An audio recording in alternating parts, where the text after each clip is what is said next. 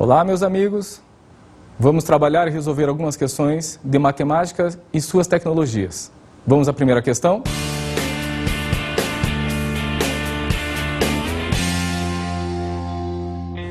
Três colegas de trabalho nasceram em estados diferentes.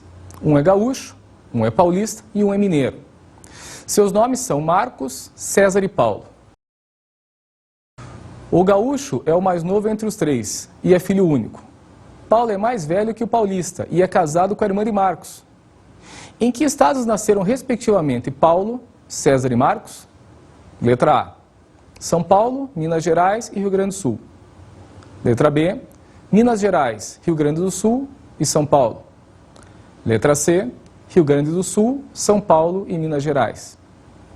Letra D, Minas Gerais, São Paulo e Rio Grande do Sul. Letra E, São Paulo, Rio Grande do Sul e Minas Gerais. Paulo não é gaúcho nem paulista, pois Paulo é o mais velho que o paulista e é mais velho que o gaúcho, que é o mais novo dos três. Então Paulo é mineiro. Marcos não é gaúcho, pois Marcos tem uma irmã, com quem Paulo é casado. E o gaúcho é o filho único. Mas Marcos também não é mineiro, pois Paulo é. Então Marcos é paulista. Assim pode-se concluir que Paulo é mineiro, Minas Gerais, César é gaúcho, Rio Grande do Sul, e Marcos é paulista, São Paulo. A resposta correta é a letra B, Minas Gerais, Rio Grande do Sul e São Paulo. Essa questão aborda essencialmente o raciocínio lógico. O aluno não precisa ter um conhecimento específico de algum conteúdo da matemática para poder resolvê-lo. É o raciocínio lógico por ele mesmo, puramente raciocínio lógico. Ou seja, o aluno precisa interpretar os dados para chegar na resposta. Enfim, não há necessário nenhum cálculo, nenhuma análise, a não ser essencialmente pelos dados.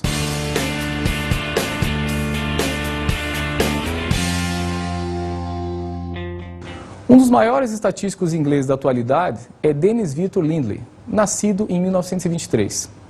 Entre seus inúmeros trabalhos, um chama a atenção. Ele estabeleceu uma equação que calcula a idade ideal para uma pessoa casar, de forma a aumentar a probabilidade de seu casamento dar certo. Em seu cálculo, o matemático adota duas variáveis. X é a idade com a qual a pessoa pensa em parar de ter apenas namoros para realmente casar. E Y, a idade com a qual a pessoa começou a ter seus primeiros namoros. Na equação de Lindley, mostrada a seguir, E é o número chamado de Euler. É aproximadamente 2,72. E M representa a suposta idade ideal para uma pessoa se casar. M é igual a Y mais X menos Y dividido por E. De acordo com essa equação, a idade ideal para casar, letra A, está sempre compreendida entre os valores de X e Y e sempre mais próxima do valor de Y do que do valor de X. Letra B, pode ser maior que X e maior que Y. Letra C, pode ser menor que X e menor que Y. Letra D, pode ser maior que X e menor que Y. Letra E, está sempre compreendida entre os valores X e Y e sempre mais próxima do valor de X do que do valor de Y. A equação de Lindley pode ser escrita assim. M é igual a E vezes Y mais X menos Y dividido por E. M é aproximadamente Y vezes 2,72 menos 1 mais X dividido por 2,72. M é aproximadamente 1,72 vezes Y mais X dividido por 2,72. Essa equação mostra que M é uma média ponderada entre as idades X e Y, em que o peso de Y é 1,72 e o peso de X é 1. Assim, a idade M sempre estará compreendida entre Y e X, e mais próxima de Y, que entra com peso maior na equação. A resposta correta é a letra A. Está sempre compreendida entre os valores de X e Y, e sempre mais próxima do valor de Y do que do valor de X. Essa questão trabalha a ideia de média ponderada, que na verdade não deixa de ser uma média aritmética. Para este caso, ela fica bem específica, a média ponderada. O peso da idade Y, ele é maior do que o peso da idade X. O aluno, inicialmente, quando começa a fazer essa questão, ele não sabe muito bem por onde ela vai caminhar. E para ele chegar naquela equação que trabalha efetivamente a média ponderada, ele teve que trabalhar um pouquinho do mínimo múltiplo comum. Então ele chega numa equação da média ponderada em que o peso do y acaba puxando a média mais para o lado do y do que para o lado do x. Uma questão bastante interessante, de muita interpretação. E eu diria assim que um nível assim, um pouco mais difícil, porque trabalha o algarismo neperiano, o número de Euler.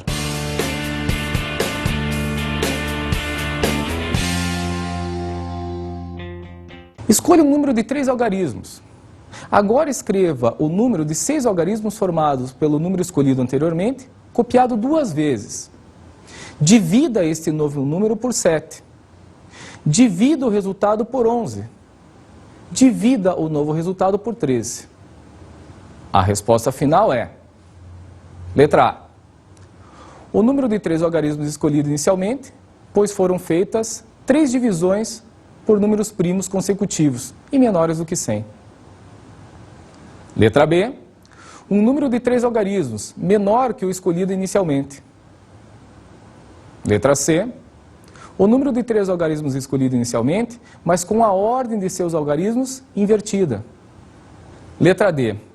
O número de 3 algarismos escolhido inicialmente, pois, quando copiamos 2 vezes para escrever o número de 6 algarismos, estamos multiplicando-o por 1001. E, quando dividimos consecutivamente por 7, 11 e 13, estamos dividindo-o também por 1001. Letra E. Um número de 3 algarismos maior que o número escolhido inicialmente. Seja um número de 3 algarismos do tipo x, y, z. Para você entender um pouco melhor a resolução dessa questão, acompanhe o raciocínio a seguir. Por exemplo, eu vou escolher um número qualquer, onde x, y, z vão ser 3 algarismos. Por exemplo, 547. Esse número pode ser decomposto da seguinte maneira: 500 mais 40 mais 7. Que, por sua vez, eu também posso escrever, ao invés de 500, 100 vezes o 5, que é 500. O 40 eu posso escrever como sendo 10 vezes 4. E o 7, repito simplesmente dessa forma. Vamos pegar um outro exemplo, para você seguir o meu raciocínio?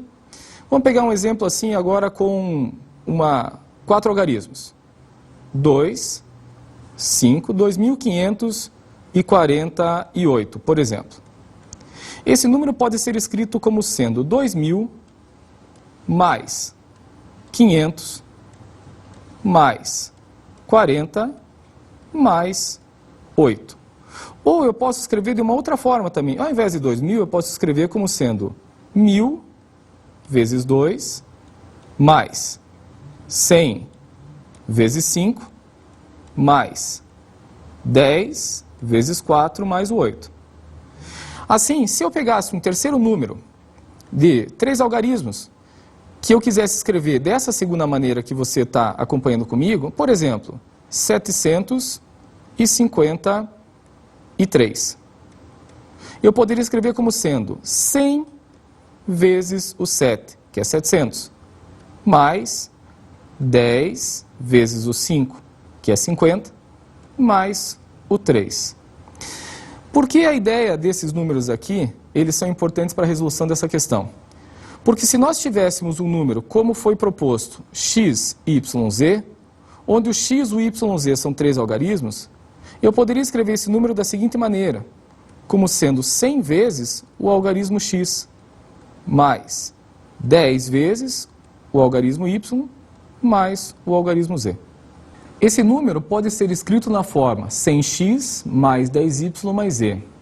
Se escrevermos o número de 6 algarismos obtido copiando-se o número anterior 2 vezes, ficaremos com xyz, xyz. Esse novo número pode ser escrito na forma 100.000 vezes x mais 10.000 vezes y mais 1.000 vezes z mais 100 vezes x mais 10 vezes y mais z, que é igual a 100.000 e 100x mais 10.000 e 10y mais 1.001z. Colocando-se em evidência 1.001, é igual a 1001 que multiplica 100x mais 10y mais e. Esse resultado significa que XYZ é o número XYZ multiplicado por 1001.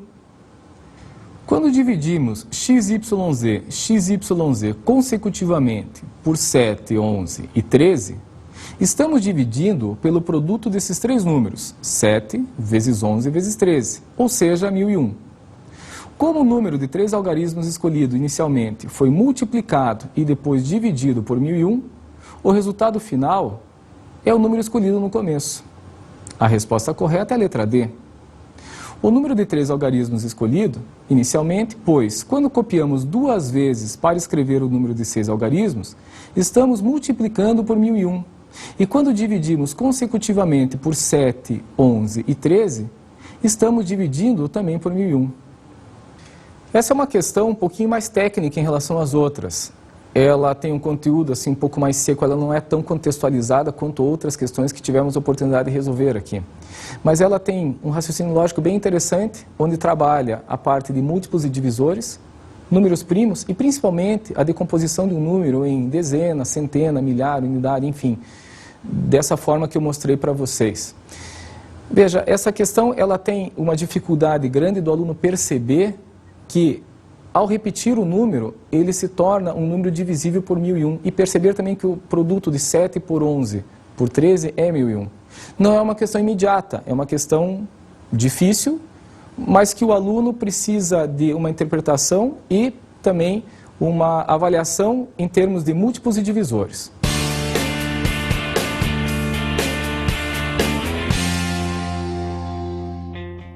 Observe as seguintes frases. Luz azul. A base do teto desaba. A cara rajada da jararaca. Anotaram a data da maratona. Socorra-me, subi no ônibus em Marrocos. Elas são o que chamamos de palíndromo, palavra ou frase que não se altera quando lida da direita para a esquerda ou da esquerda para a direita. Se você desconsiderar acentos, sinais de pontuação e espaço entre as palavras e ler as frases ao contrário, verá que a frase não se altera.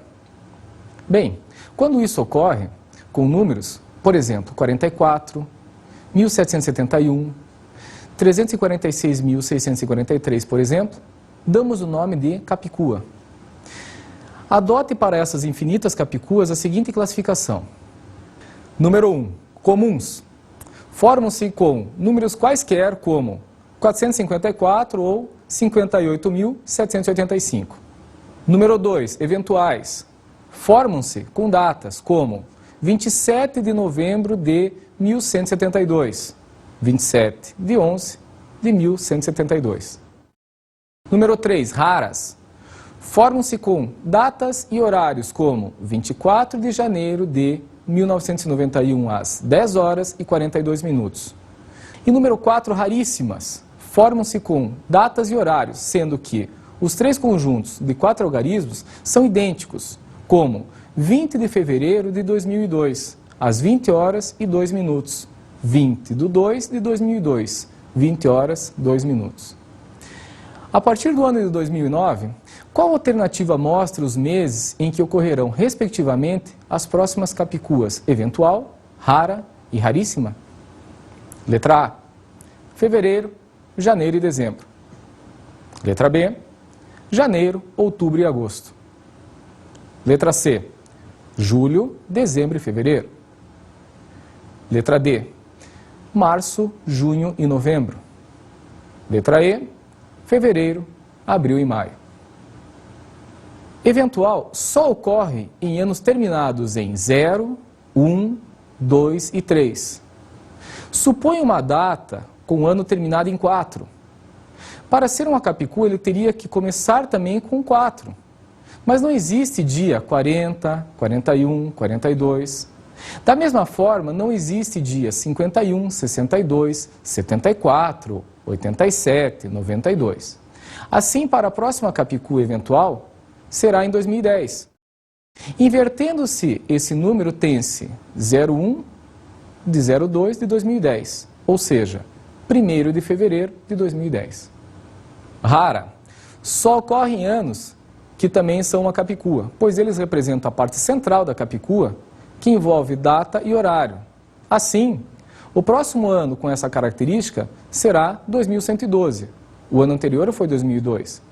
Basta então pegar a menor data desse ano, que ao ser invertida, representa um horário possível. Isso ocorre com 1 do 1, que vira 10 horas e 10 minutos. Assim, tem-se 1 do 1 de 2112, 10 horas e 10 minutos. 1º de janeiro de 2112. Raríssima. Só ocorre quando dia, mês, ano e horário são capicuas, e todas idênticas. Lembrando das capicuas raras, isso ocorrerá também em 2112, pois 21 do 12 é uma data possível e 21 horas e 12 minutos é um horário existente. Assim, tem-se 21 de dezembro de 2112, às 21 horas e 12 minutos. A propósito, depois dessa, nunca mais haverá uma capicua raríssima, pois, nesse terceiro milênio, após 2112, teríamos como anos possíveis 2222, 2332, 2442 e etc. O problema é que não existem meses 22, 32, 42, etc. No próximo milênio, teríamos como anos possíveis 3003, 3113, 3223, 3333, 3443, etc. O problema é que não temos hora 30, 31, 32, 33, 34, etc. Nos milênios seguintes, vale o raciocínio anterior, pois não temos hora 40, 41, 42, 43, etc. A resposta correta é a letra A, fevereiro, janeiro e dezembro. É uma questão que envolve bastante raciocínio lógico também. O aluno tem que estar atento ao caso da capicua, interpretar o enunciado tanto para palíndromo quanto para capicua, aplicados a palavras e a números respectivamente, e trabalhar a ideia de datas com horários.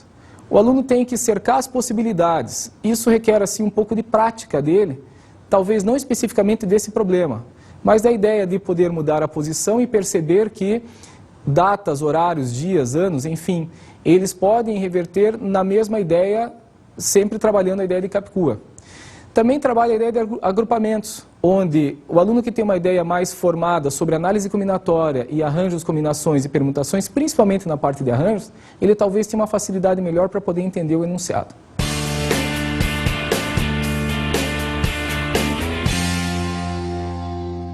O Enem é constituído de provas com questões no formato de múltipla escolha, 5 no caso, pois a escolha é sempre única. Em outro tipo de prova, o candidato analisa todas as alternativas, julga quais são aquelas que atendem ao pedido do enunciado e assinala todas as selecionadas. Para dar a resposta, o candidato deve realizar a soma dos valores associados a cada alternativa escolhida. Por esse motivo, esse tipo de questão é denominada somatória. Considerando uma questão também de 5 alternativas, seus valores seriam 01, 02, 04, 8 e 16. Sobre esse modelo de questão é correto afirmar que, letra A probabilidade de um aluno acertar uma questão no chute, nesse tipo de prova, é maior que nas provas tradicionais. Letra B, é bastante falho, pois 2 alunos podem escolher uma ou mais alternativas distintas, mas podem obter somas iguais. Letra C, os valores associados às alternativas e a maior resposta possível são múltiplos de 2. Letra D, dificulta o chute, pois o número possível de escolhas é muito maior que em questões de múltipla escolha, além de não haver a possibilidade de um mesmo resultado ser encontrado por somas distintas. Letra E, a soma das alternativas é sempre uma potência de 2. Enquanto numa prova múltipla escolha a probabilidade de acertar uma questão no chute é 20% para questões com 5 alternativas, nas provas do tipo somatório, o número de resultados possíveis é muito maior, pois as alternativas podem ser agrupadas uma a uma, 2 a 2, 3 a 3, 4 a 4 ou até 5 a 5, além de haver a possibilidade de não haver qualquer alternativa correta. Outro fato a se ressaltar é que jamais será obtido o mesmo resultado se um candidato escolher algumas alternativas e outro escolher alternativas diferentes. Isso também dificulta o acerto ao acaso, pois impossibilita que alguém escolha alternativas erradas, mas acabe dando a resposta certa por haver coincidência na soma. A resposta correta é a letra D. Dificulta o chute, pois o número possível de escolhas é muito maior que em questões de múltipla escolha, além de não haver a possibilidade de um mesmo resultado ser encontrado por somas distintas. Talvez você nunca tenha se perguntado qual é a probabilidade de você acertar uma questão do tipo ABCDE de uma somatória, a diferença entre as probabilidades. No caso da questão de ABCDE, você teria 20% de chance de acerto e 80% de erro. No caso da questão de somatório, essa chance de acerto é bem menor. E essa questão aborda exatamente essa ideia. A ideia de que, numa questão de somatório, se você pensar em chutar uma resposta, a tua probabilidade de acerto é muito menor.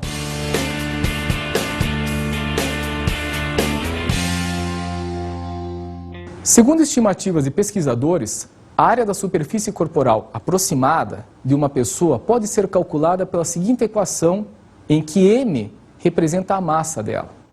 A é igual a 0,11 vezes m, elevado a 2/3. Uma das principais importâncias dessa equação é permitir avaliar a quantidade de calor que uma pessoa perde numa certa unidade de tempo, visto que a perda de calor de um corpo é diretamente proporcional à área de sua superfície. Suponha o caso de alguém que ao longo da vida tenha sua massa aumentada em 64 kg. A respeito dessa pessoa é correto afirmar que, letra A área de sua superfície corporal aumenta 1,72 metros quadrados ao longo da vida. Letra B.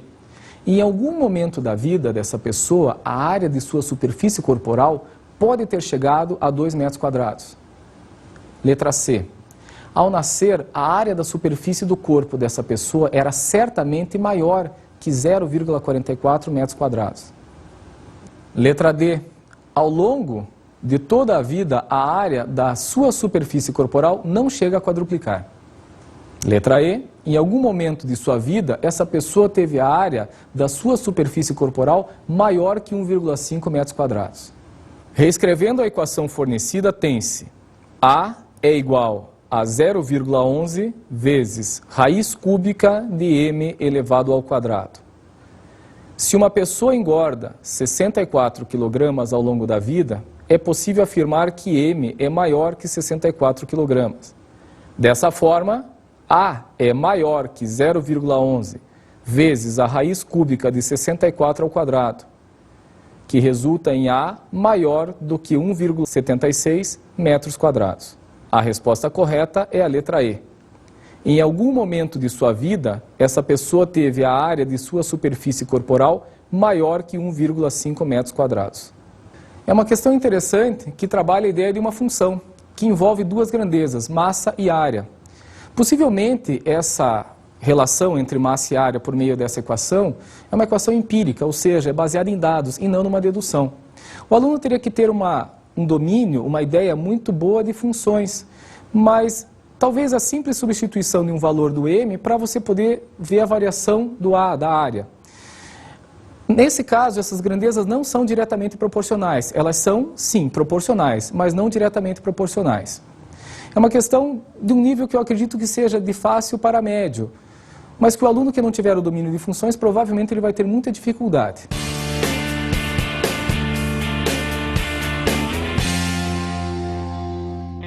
O calendário que você observa a seguir mostra os 3 primeiros meses do ano de 2009. Escolha qualquer um desses meses e delimite um quadrado 3 por 3 dias, de forma a selecionar 9 datas, como no exemplo a seguir. O mês escolhido é o mês de janeiro de 2009. Ali foi selecionado um quadro com 3 linhas e 3 colunas, ou seja, um quadro 3 por 3. Na primeira linha estão os números 13, 14 e 15, na segunda linha 20, 21 e 22, e na terceira linha 27, 28 e 29. Na primeira coluna estão os números 13, 20 e 27, na segunda coluna os números 14, 21 e 28, e na terceira coluna os números 15, 22 e 29. Sendo x o valor do menor número do quadrado escolhido, a soma S de todos os números pertencentes a esse quadrado vale. Letra A. S é igual a 7 vezes x mais 98. Letra B. S é igual a 9 vezes x mais 72. Letra C. S é igual a 13 vezes x mais 20. Letra D. S é igual a 18 vezes x menos 45. Letra E. S é igual a 31 vezes x menos 214. O elemento central do quadrado, no caso mostrado o número 21, corresponde sempre à média aritmética de todos os números pertencentes ao quadrado. Assim, para obter a soma de todos, basta pegar esse valor médio e multiplicar pelo número de elementos dentro do quadrado, ou seja, 9. Observe. 21, que é o termo central, multiplicado pelo 9, que é o número de termos de dentro do quadrado, resulta na soma S, que neste caso vai ser 189. Não precisamos do número 189, precisamos apenas do raciocínio. Chamando de x o menor número pertencente ao quadrado, o elemento central sempre será x mais 8. Observe o raciocínio. X é o menor número obtido desse quadrado. Logo, x mais 8 é o termo central desse quadrado. Então, nós podemos obter a soma dos elementos desse quadrado realizando o seguinte produto. X mais 8 é o termo central, multiplicado por 9. Fazendo a propriedade distributiva da multiplicação, nós vamos obter 9 vezes x mais 72, que é exatamente a soma pedida. Dessa forma, a resposta correta é a letra B. S é igual a 9x mais 72. Você pode perceber que o termo central é a média aritmética dos 9 termos que tem nessa tabela. Se você também prestar um pouquinho mais de atenção, você vai perceber que na tabela, os números, dependendo da maneira com que você os tome, eles estão em progressão aritmética. E existem algumas propriedades interessantes de somas constantes aí no meio. O aluno precisaria ter uma ideia de progressão aritmética para poder resolver isso daí. Mesmo que ele fizesse o trabalho da soma dos termos, ele poderia chegar a esta conclusão. Mas sabendo o conteúdo de PA, realmente ele teria uma facilidade maior para resolver essa questão.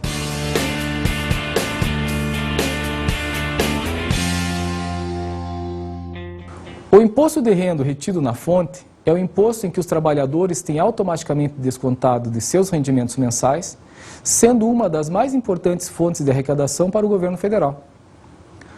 O fluxograma a seguir foi usado por uma empresa para desenvolver um software capaz de calcular o imposto de renda a ser descontado de cada um dos seus funcionários. Observe que no fluxograma existem algumas formas geométricas e dentro de cada forma geométrica existe uma informação. No início, a gente vai colocar o salário desse funcionário a ser considerado. E vamos estudar cada uma das condições, sendo verdadeiro ou falso, dependendo se o salário verifica a condição dentro de cada losango. Nesse fluxograma, os símbolos utilizados possuem os significados mostrados a seguir. O primeiro símbolo significa o início ou o fim. O segundo símbolo, que se assemelha a um trapézio, é a entrada ou saída de dados. O terceiro símbolo, que se assemelha a um losango, testa uma condição específica e segue caminhos distintos, no caso dela ser verdadeira ou falsa. O próximo símbolo se assemelha a um retângulo, significa realiza uma operação. Suponha que um determinado funcionário dessa empresa tem um salário S mensal de R$3.000. Qual alternativa apresenta, respectivamente, o valor do imposto de renda retido na fonte descontado desse empregado e o número de condições testadas pelo software para se chegar a esse valor? Letra A, R$ 191,16 e 3. Letra B, R$ 162,06 e 3. Letra C, R$ 191,16 e 4. Letra D, R$ 162,06. E 4. Letra E, R$ 181,16. E 3. Entrada de dados S igual a R$ 3.000, que corresponde ao salário do funcionário. Com essa entrada de R$ 3.000, chegamos no primeiro losango. A condição 1. S é maior do que R$ 1.434,59. Como essa condição é verificada, ou seja, ela é verdadeira, nós seguimos para o próximo losango, ou seja, para a condição 2, onde o S é maior do que R$ 2.150. Dessa forma, essa condição também é verificada, ou seja, ela é verdadeira. Seguimos para o próximo losango, a condição número 3. S é maior do que R$ 2.866,70. Esta condição, novamente, ela é verificada, ou seja, ela é verdadeira. Seguimos para a condição número 4. S é maior do que R$ 3.582. Nesse caso, essa condição 4 ela é falsa, ela não é verificada. Calculamos o imposto de renda retido na fonte, por meio do retângulo que está abaixo do quarto losango. Ou seja, vamos estabelecer a condição de que o imposto de renda retido na fonte é igual a 0,225 vezes S menos R$ 483,84. Isto resulta em R$ 191,16. A resposta correta é a letra C, R$ 191,16. E 4. Essa questão é uma contextualização muito interessante de um dos tributos mais importantes praticados pelo governo federal. O imposto de renda, nesse caso, ele foi trabalhado com condições. Você pode perceber que para um determinado salário, ele servia para uma condição como verdadeiro ou falso. Isso é mais ou menos a ideia que um software funciona quando ele é programado. Você pode trabalhar exatamente como um computador trabalha. Talvez o computador trabalhe numa velocidade muito mais rápida do que a que você resolveu a questão comigo. Porém, basicamente, essas são as condições vistas dentro de um software no momento que ele calcula o imposto de renda para esse funcionário em especial. O aluno teve que trabalhar bastante raciocínio para poder chegar na resposta e, principalmente, não se perder nas condições. Isso trabalha uma ideia assim muito próxima das inequações. Não chega a ser uma inequação de uma função, mas uma inequação apenas trabalhando condições específicas. Você pode acompanhar comigo nas resoluções dessas questões resolvidas na aula de hoje, que raciocínio lógico é um ponto fundamental para você poder trabalhar e resolver as questões do Enem. Não só o raciocínio lógico, como o conteúdo. Porém, você pode perceber que em várias situações realizadas hoje, o raciocínio lógico foi primordial. É imperativo você ter o raciocínio lógico para resolver. Nem sempre o conteúdo era um momento importante, mas em algumas questões o conteúdo foi. Interpretação de enunciados e raciocínio lógico são duas constantes em que você vai trabalhar em questões do Enem. Fique atento a elas, estude, bons estudos para você.